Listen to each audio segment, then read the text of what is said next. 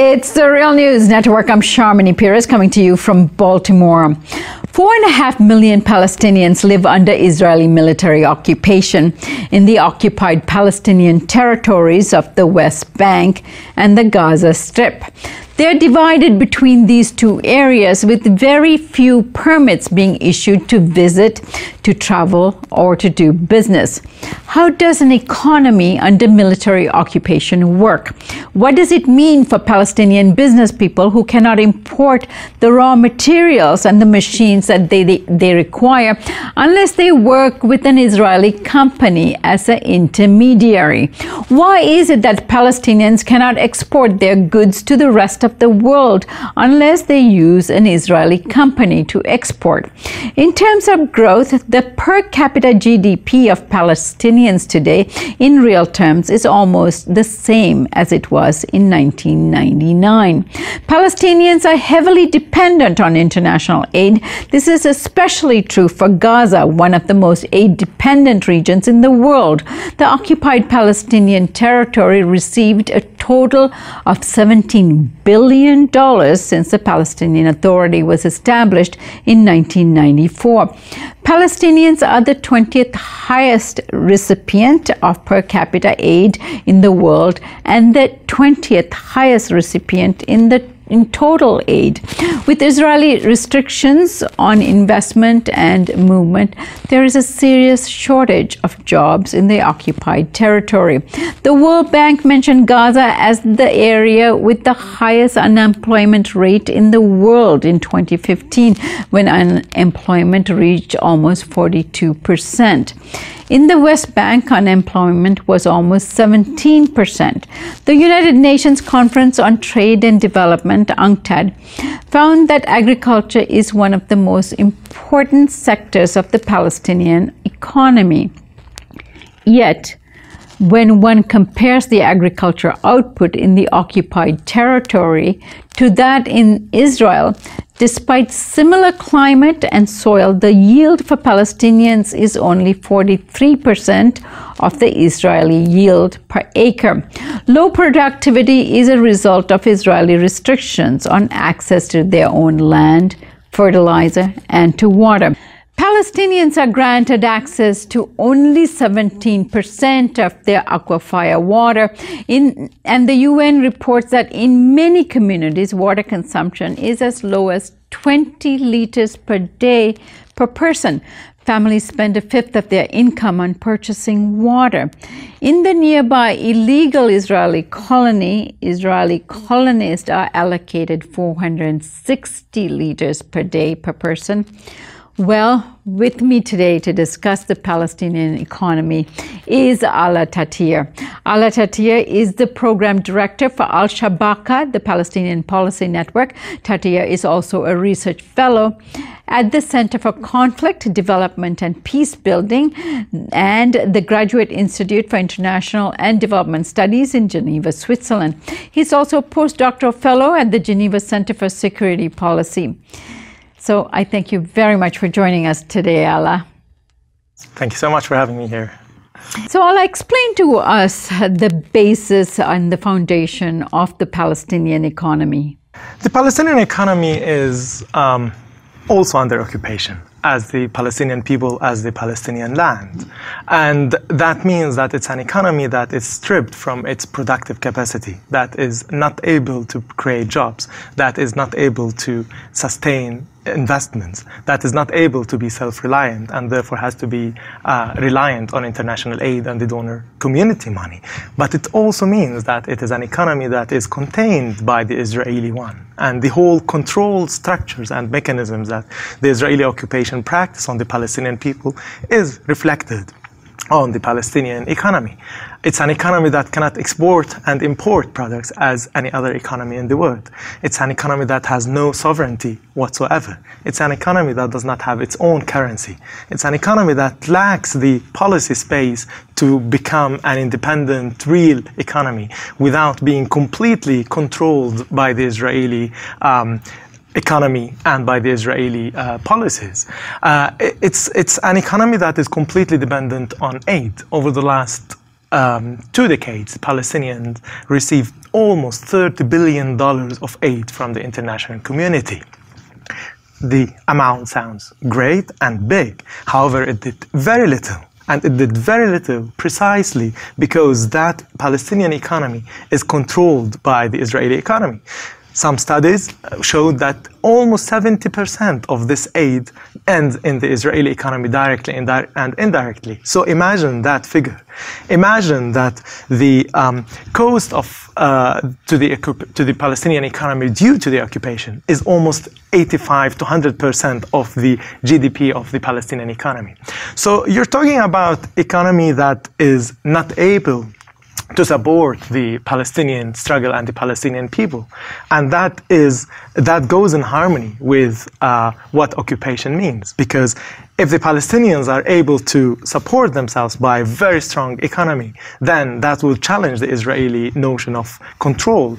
And therefore, this is an economy that is completely contained by the Israeli one, because also of the Oslo framework and the economic framework of the Oslo Accords of the 1993. You have an economy that is completely under the control of the Israeli Authority and its policies. And give us a sense of the security forces in Palestine. Now, I know that it is perhaps the greatest economic exchange that takes place in terms of labor, in terms of receiving money for the security forces. How does that play into the political economy of the people living there? Sure. The Palestinian sector is not good news for the Palestinians, because the Palestinian people expect that the Palestinian security forces will support them, will protect them from the Israeli occupation. However, because of the Oslo framework, because of the power dynamics in favor of Israel, the Palestinian Authority and the security forces mainly serve as a subcontractor to the occupation. In other words, helping the Israelis in suppressing the Palestinians and subcontracting the repression. And that is the problem. And lots of international aid money is devoted to that sector. We're talking about almost 30% of international aid going to the security sector.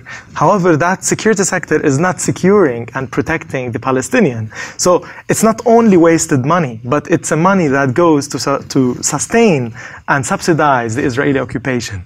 And you're talking about very and a highly securitized space. We're talking about around 83,000 security personnel in the West Bank and Gaza.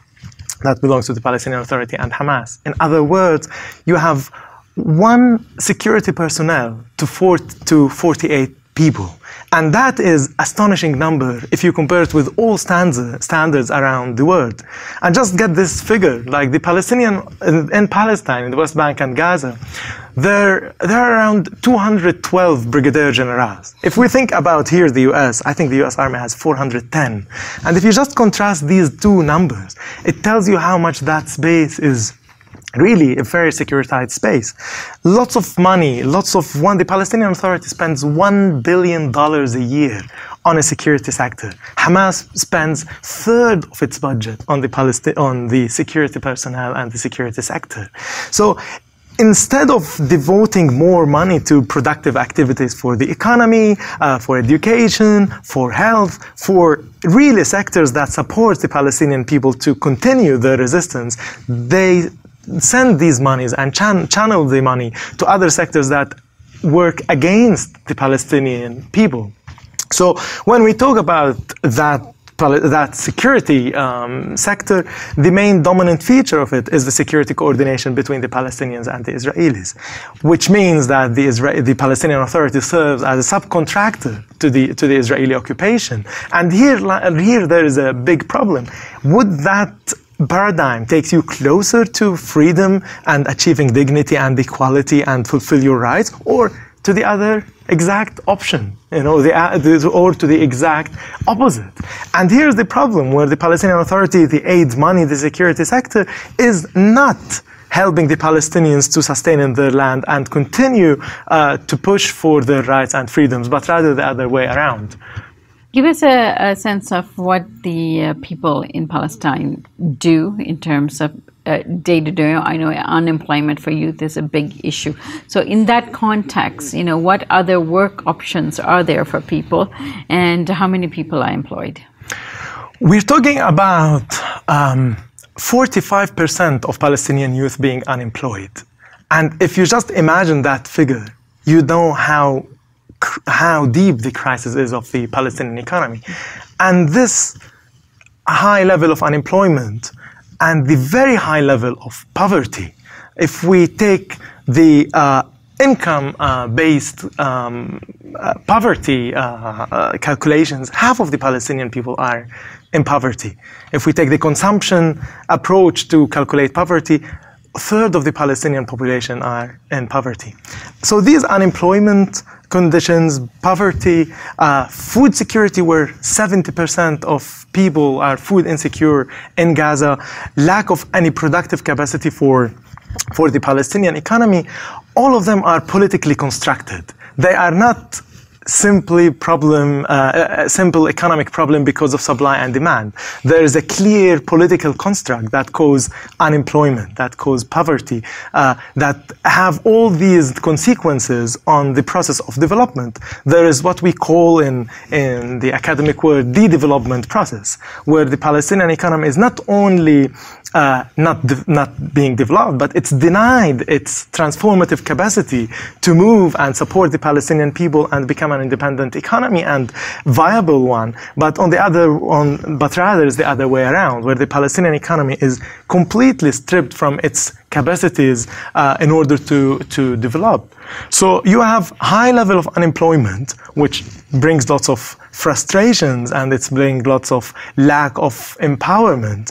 But also you have high level of insecurity, like economic insecurity, food insecurity, and that affects the overall conditions, not only in terms of economic means, but also in terms of political, how it translates to the political sphere and to the ability of the Palestinian people to resist.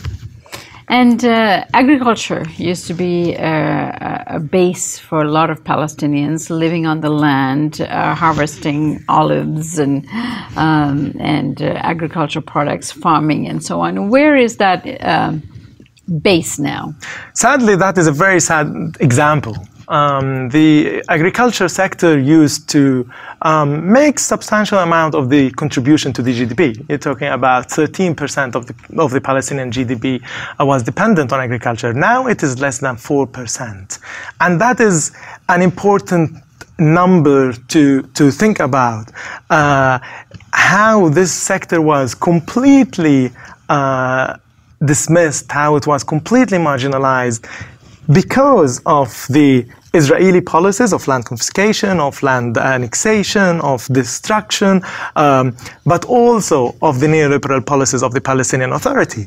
And here they work together, the Israelis from one side and the Palestinian Authority policies from one side, that is dictated by the World Bank and by the neoliberal institutions, to ignore that important sector. And here is really the very dangerous thing, because in Palestine, agriculture is not only about farming the land and bring more input to the production cycle.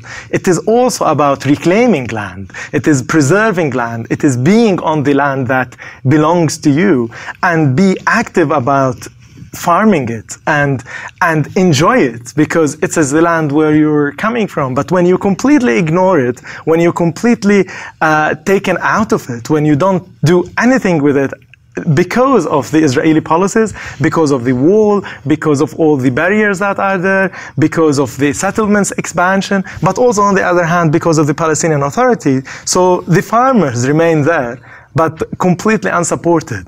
While on the other hand, you see the farmers in other countries getting subsidized, getting all these policies to support them, especially in a place like Palestine, where agriculture was a main point of reference and key sector in the Palestinian economy. Now it is completely diminished. And that is a result of this Oslo paradigm again, that has negative consequences on the agriculture sector. Alaa Tartir, I thank you so much for joining us today. There's so much more to talk about, so I hope when you get back to Geneva that you become one of our regular guests here on The Real News and keep us abreast of what's happening in Palestine and to the Palestinian people. Thank you. Thanks so much for having me here.